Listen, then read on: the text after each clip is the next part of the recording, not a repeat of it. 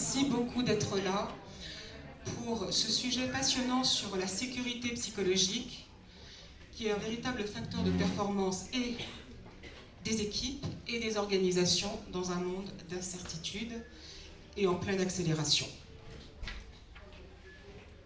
J'aimerais vous présenter ma complice, Sophie Maigron, qui est responsable du stream Change Management au Centre Agile de la Société Générale et avec qui j'ai eu le grand bonheur de travailler, de faire des formations en binôme, de faire des séminaires, des webinars, qui est aussi coach agile et formatrice en agilité.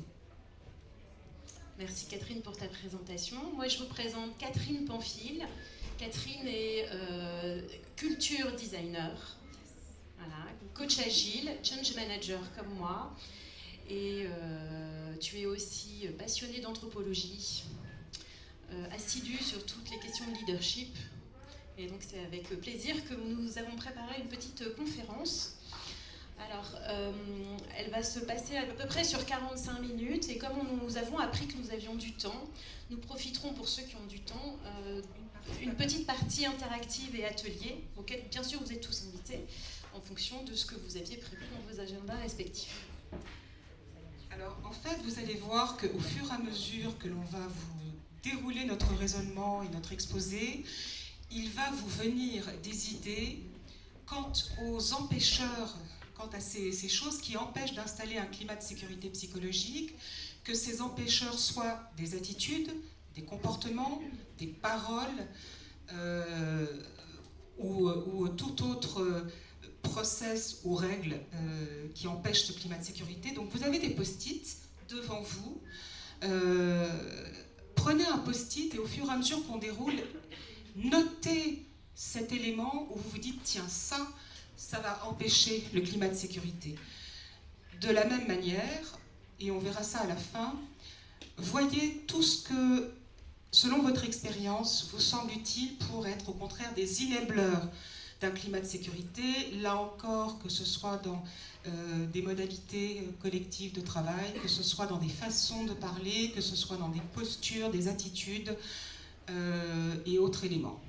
Donc, vous faites ça au fur et à mesure, et sur la fin de notre conf, eh bien, on aura le plaisir de vous donner la parole, de répondre et d'entrer dans une discussion interactive. Super planning. Dis-moi Catherine, tu me disais que tu avais rangé ton bureau ce week-end.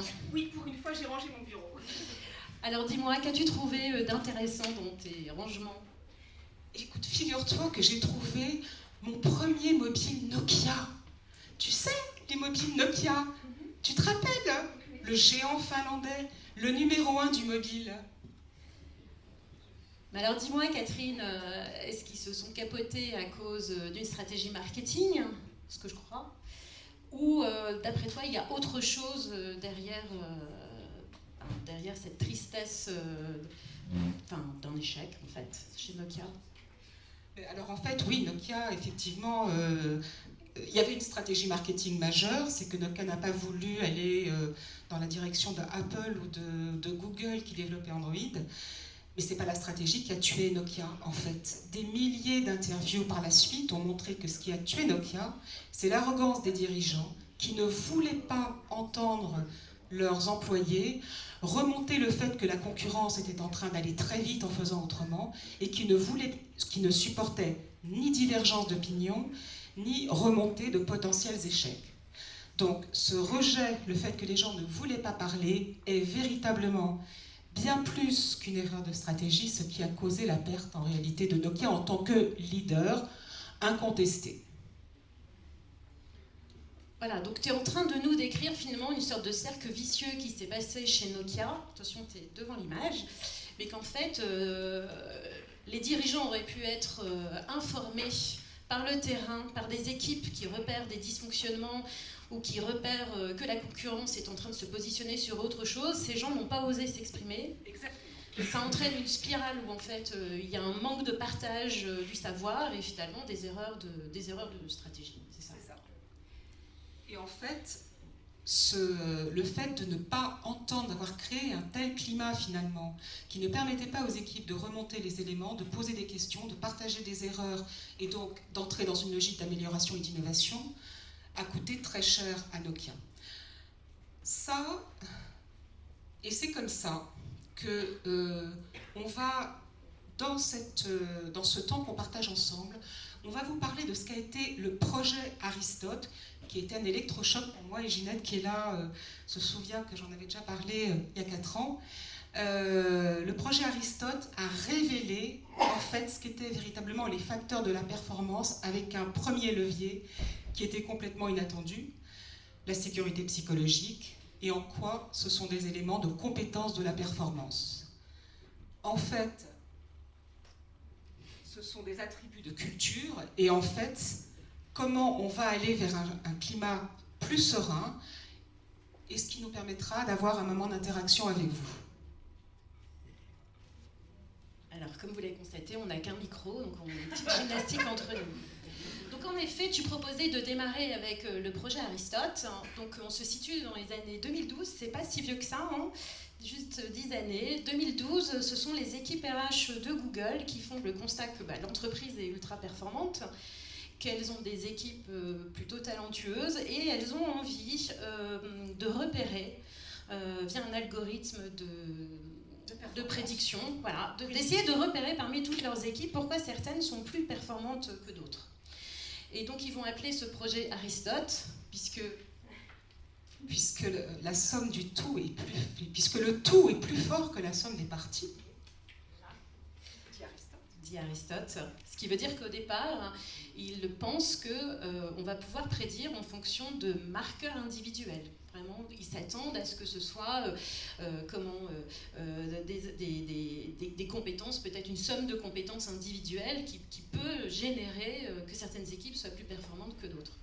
Et en fait, c'est là où, pour nous, c'est un point de bascule important, puisqu'au fait, ils vont découvrir, et donc je vais passer à la slide suivante, ils vont découvrir que le premier facteur, finalement, de performance, de haute performance de leurs équipes, c'est quelque chose qui est relatif au climat, le climat de l'équipe, c'est donc la sécurité psychologique.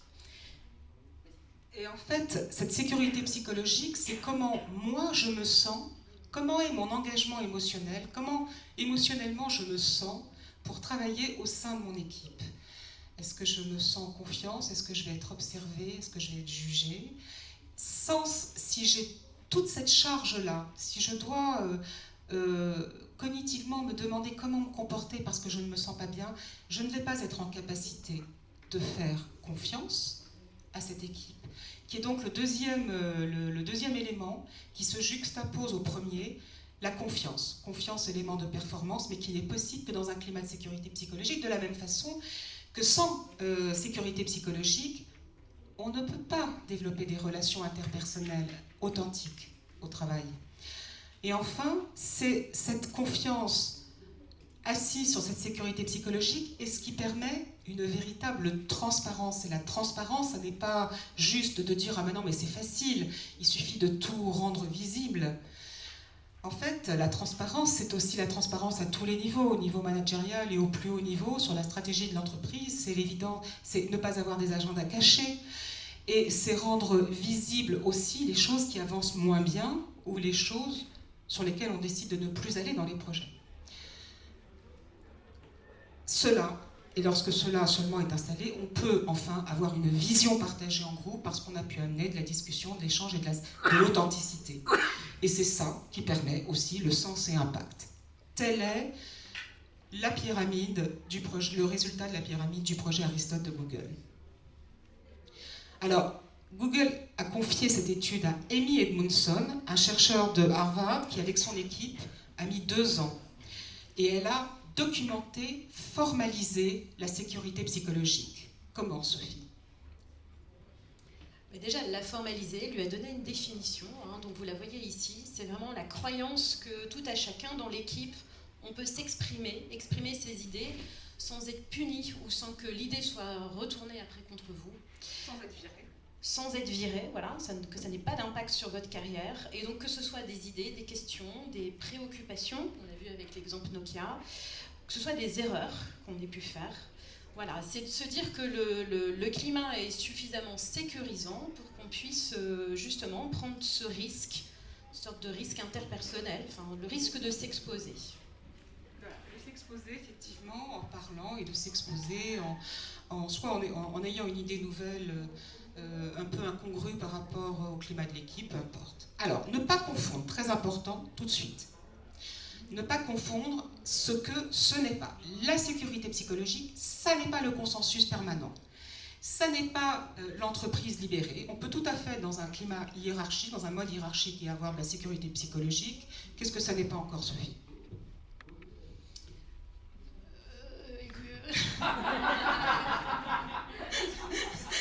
Ce n'est pas le monde de bisounours, effectivement. Ça veut dire que ça n'empêche pas un monde dans lequel le manager a des hautes attentes en termes de qualité, d'exigence de service. Et pour autant, on n'est pas en train de dire bravo à tout le monde pour de rien. Donc ça, c'est vraiment important. Et, voilà. Et ça n'est pas non plus à confondre avec les risques psychosociaux. On ne parle pas de harcèlement moral. On ne parle pas non plus de qualité de vie au travail quand on parle de sécurité psychologique. Voilà, c'est juste pour dire... Ceci est lié, c'est connexe, tout ça est un petit peu... Mais ceci n'est pas cela.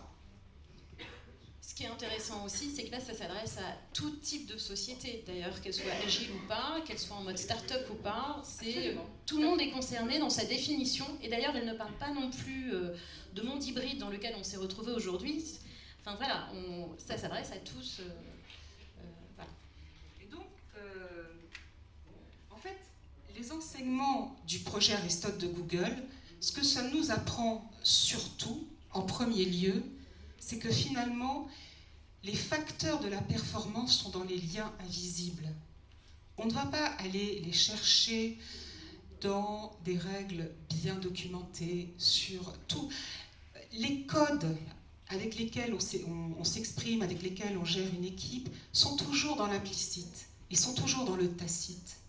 Et le tacite est bien peut-être extrêmement dangereux parce que je ne maîtrise pas, moi, les règles de l'implicite. Donc en fait, c'est là qu'on va trouver les facteurs de la performance dans des liens invisibles, mais qui sont sains. Alors il y a des comportements qui tuent. Il y a des comportements qui sont liés à des postures, à des tournures de phrases, à des attitudes, à des états d'esprit qui... évidemment empêche la sécurité psychologique, mais qui empêche le dialogue, qui empêche le discours. J'en balance un comme ça, parce que ça me vient tout le temps. Quelqu'un part à 17h, tu prends ta demi-journée. Vous faites un exposé qui a une certaine valeur auprès de vos collègues. Vous savez que vous avez une belle valeur, et on vous répond, parce qu'il y a un gorille avec un ego très fort qui dit « je t'invite à faire ceci pour minimiser la qualité, etc., la qualité de votre travail ». Donc, il y a beaucoup de choses qui sont des empêcheurs, qui sont des killing behaviors. Et puis...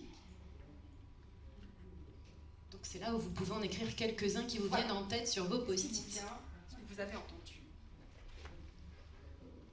Et en fait, on s'aperçoit que les compétences de la performance, elles sont comportementales. On parle vraiment de compétences comportementales dans un monde incertain et un monde en pleine accélération. Ce sont des compétences comportementales et des compétences relationnelles. D'ailleurs, Sophie, comment est-ce qu'on a changé notre façon de travailler depuis les années 60 en termes de temps passé en réunion par rapport aux années 60 ? Justement, en préparant ce meeting, on se disait avec Catherine, il y a énormément de relations interpersonnelles que l'on a aujourd'hui dans nos travails. Le nombre de réunions en témoigne, que ce soit d'ailleurs des réunions Teams, Skype, etc., ou même des réunions, des ateliers de travail. On voit bien que le monde s'est complexifié et qu'à ce titre, on doit communiquer avec autrui. Voilà. Et donc, effectivement, pour avoir cette sécurité psychologique, on voit bien que ça va relever dans cette relation à autrui. On voit bien à quel point les compétences, le relationnel devient une compétence. Alors pourquoi est-ce que vous savez pourquoi on vous a mis des suricates en photo là ici? Comment? Exactement. Les suricates travaillent ensemble. Ce sont des mammifères éminemment sociaux dont les groupes vont jusqu'à 20 et parfois plus, ce qui est très rare dans le monde animal, mammifère en tout cas, et qui s'entraident Et tout simplement, l'importance, la sociabilité est telle chez les suricates que ce sont des animaux qui, lorsqu'un animal sera seul, eh ben, il va mourir. Les animaux ne peuvent exister que dans le groupe. Ah, alors, donc de quoi on parle quand on parle de la dimension, on parle de la dimension émotionnelle de l'engagement au travail. On l'a déjà un peu dit, on parle de nos modes de communication. Est-ce qu'on communique en asynchrone ou est-ce que l'on communique plutôt en présentiel, plutôt en bidirectionnel et en interactif immédiat? Et enfin, 15 minutes? Il nous reste que 15 minutes? Si vous avez 15 minutes de questions-réponses, oui, mais je ne sais pas si vous laissez un temps de questions-réponses. On va laisser un temps de questions-réponses, mais on sait qu'on a un peu du temps après aussi. D'accord. Il vous reste 30 minutes. Ok.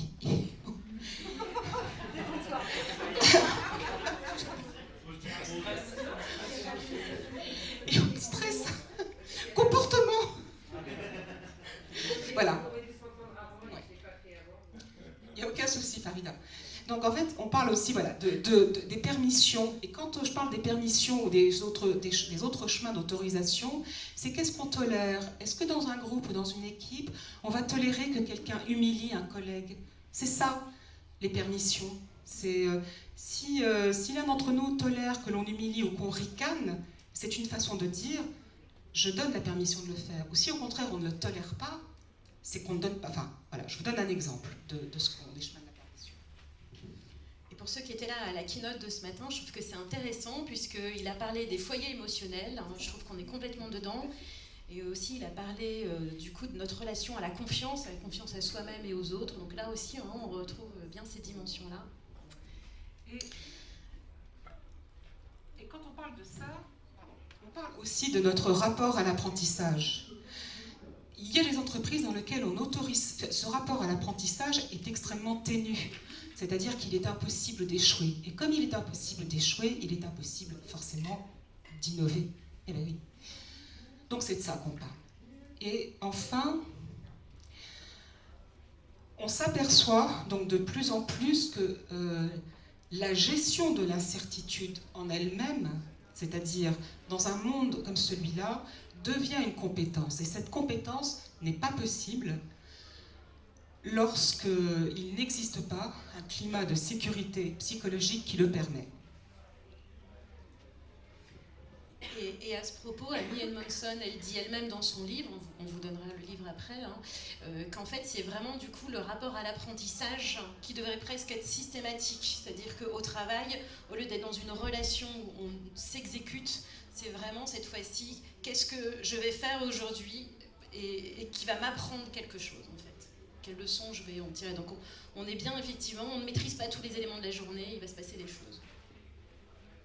Et savoir que c'est ok si les choses qui se passent sont pas ce qu'on attend. Alors, et l'intelligence collective, parce que c'est vrai qu'on voit bien, en agilité, on fait beaucoup d'ateliers, beaucoup de facilitation, où justement, on essaye de mettre de l'intelligence collective. Pourquoi ça va au-delà de l'intelligence collective, Catherine? Parce qu'en fait, ça ne suffit pas. Il ne suffit pas de dire, je vais réunir des gens, on va faire un atelier collaboratif, on va entrer dans une dynamique collaborative, et ça va suffire à faire de l'intelligence collective. L'intelligence collective, ça ne se décrète pas. Vous mettez des individus dans lequel on n'a pas installé ce climat, dans lequel il existe un climat de défiance, voire éventuellement d'animosité larvée, d'incompréhension mutuelle, vous les mettez ensemble et vous aboutirez tout simplement à un résultat de stupidité collective. Et la stupidité collective aboutit à des résultats qui sont pires qu'aurait donné celui de l'équipe qui est le moins capé ou le plus faible sur le sujet. En d'autres termes, quand on met un groupe qui ne s'entend pas et dans lequel il n'y a pas de sécurité, on va obtenir garbage in, garbage out, quoi. Voilà.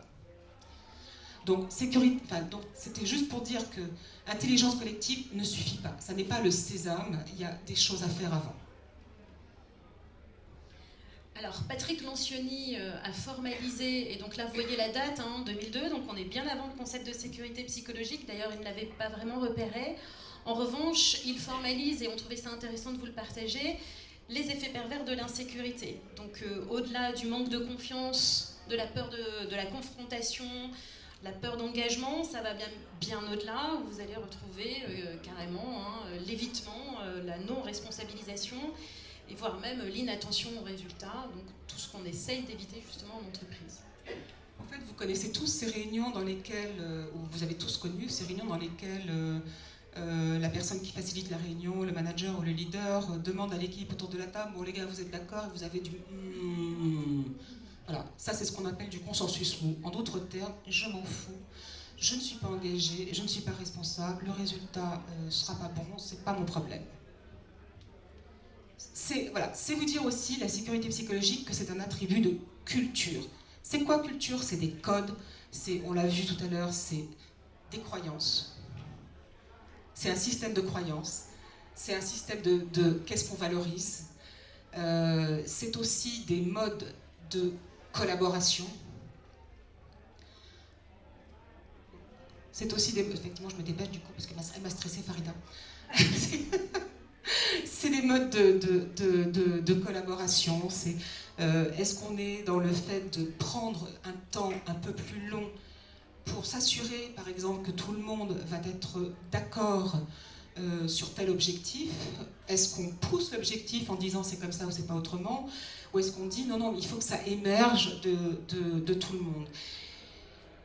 Je ne sais pas si certains d'entre vous ont lu Michael Sauta, on vous le met... je ne sais pas si on vous le met dans cette conf-là.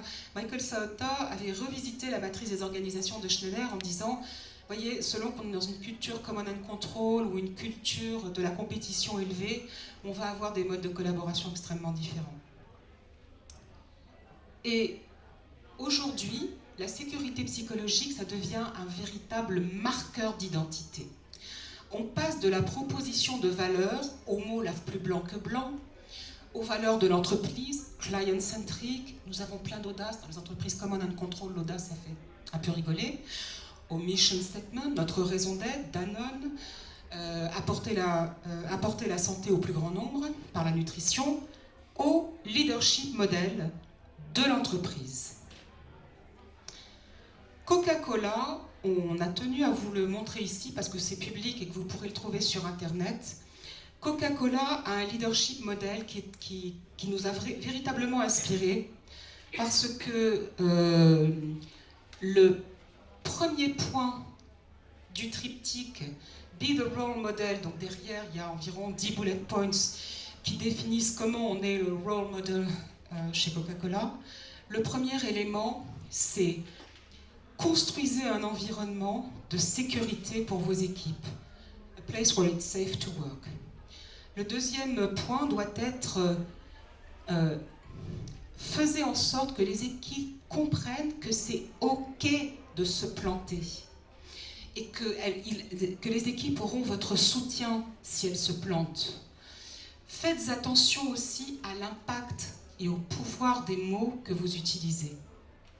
Parce que les mots tuent, peuvent tuer en tout cas. Et alors, ce que je propose, Sophie, que tu nous présentes, c'est la distinction entre le fait d'être accountable de quelque chose ou le fait de pouvoir, d'avoir la liberté d'être owner d'un projet. Ce qu'on a appelé sécurité et management 3.0. On voit bien qu'on est bien au-delà on est bien au-delà du command and control avec la accountability déjà, puisque la personne va être responsable, mais ça reste quand même une injonction extérieure, quelqu'un qui demande à ce que toi, tu portes la responsabilité. Dans le ownership, cette fois-ci, tu es dans un environnement où c'est toi qui vas te saisir d'eux, tu prends l'initiative de te responsabiliser sur une tâche, un projet, donc tu t'exposes, tu prends le risque d'eux, mais en même temps c'est toi qui vas le chercher. Donc là on est vraiment dans quelque chose qui va plus loin et c'est ça qu'on trouve intéressant. Et d'ailleurs pour tous les agilistes qui sont autour de la table, on voit bien que la notion de product ownership, on parle bien d'ownership, on trouve ça, on est vraiment dans l'empowerment next step.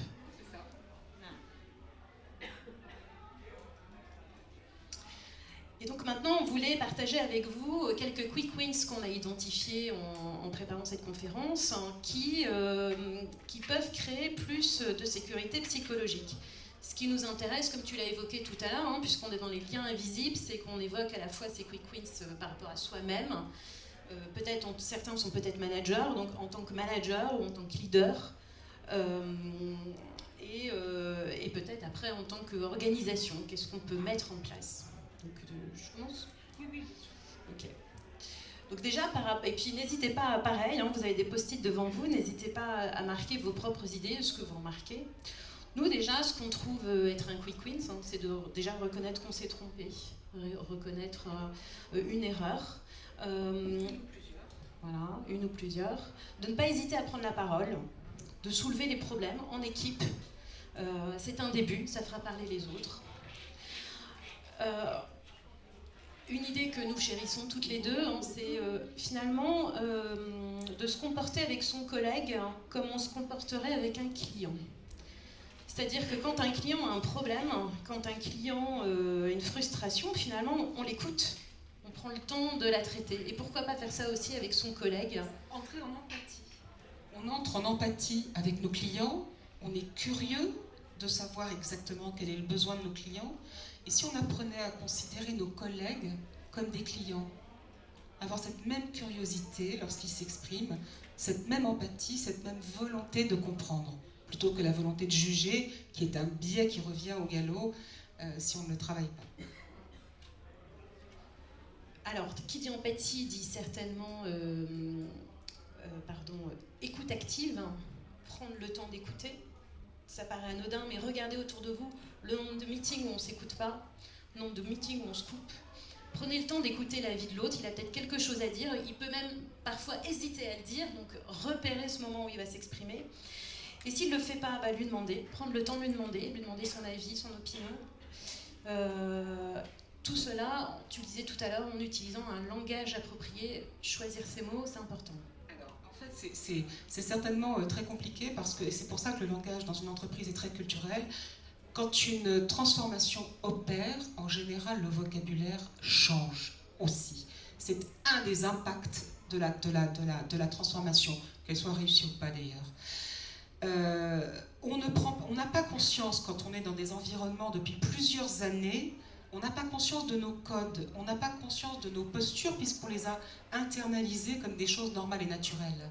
Donc là, on a véritablement besoin de se faire aider de quelqu'un de l'extérieur pour mettre en relief précisément ces différents éléments qu'on ne voit pas du tout et qui définissent une culture qui va être aidante ou pas.